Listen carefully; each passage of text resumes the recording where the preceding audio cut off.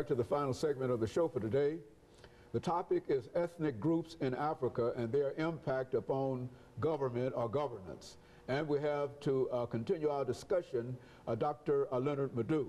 And Dr. LMadu, needless to say, most of the information that you're given is sort of unheard of, unexpected, unknown information in a real sense, dealing with the impact that these groups are having upon the whole continent in a real sense of Africa. Let's pick up where we left off. Yeah, then let's go to Rwanda. We saw what happened in Rwanda. It was basically ethnic. They weren't fighting over rebuilding the country or building schools or hospitals or whatever. It was just simply which ethnic group is going to impose its hegemony on the other. The country was formerly run, by a Hutu elite until, what happened in 1994. It was basically an ethnic problem. The Hutus, about 84% of the population. The Tutsis, about 15%. Then 1% is what they call the Twa. Now, the Hutus have run the country since 1959. Now, today, that country is in the hands of the Tutsis. The Tutsis are 15% of the population.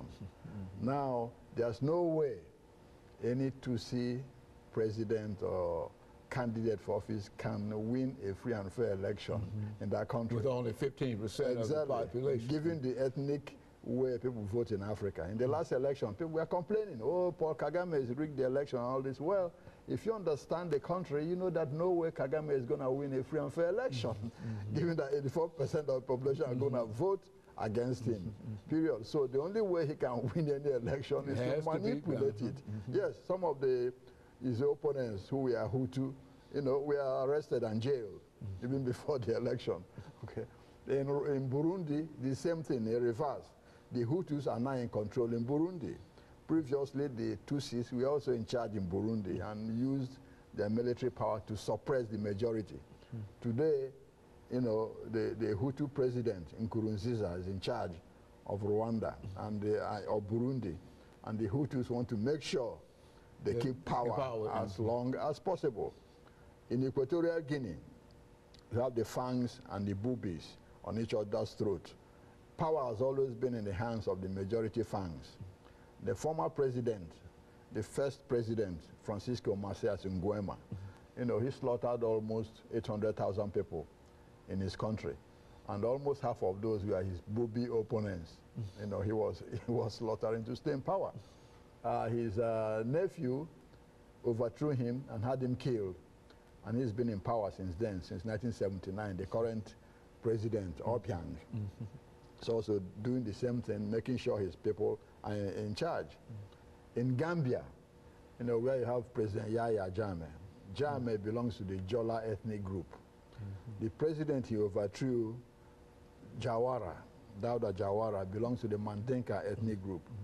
Today, a lot of Gambians are complaining that everybody in government, everybody surrounding the president belongs to his ethnic group. Everybody who is rich and everybody who is doing well in Gambia belongs to President Yahya Jammeh's ethnic group. Okay.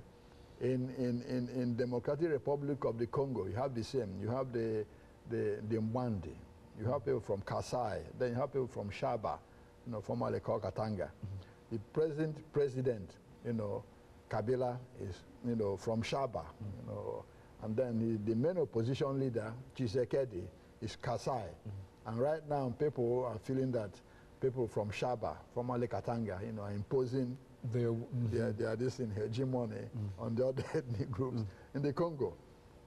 In Congo Brazzaville, across the river, there was a devastating civil war in 1997. It was ethnically based.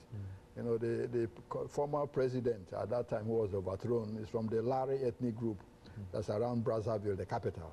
And his opponents come from the north, a lot of them from the Mbochi ethnic group, which was predominant in the army before.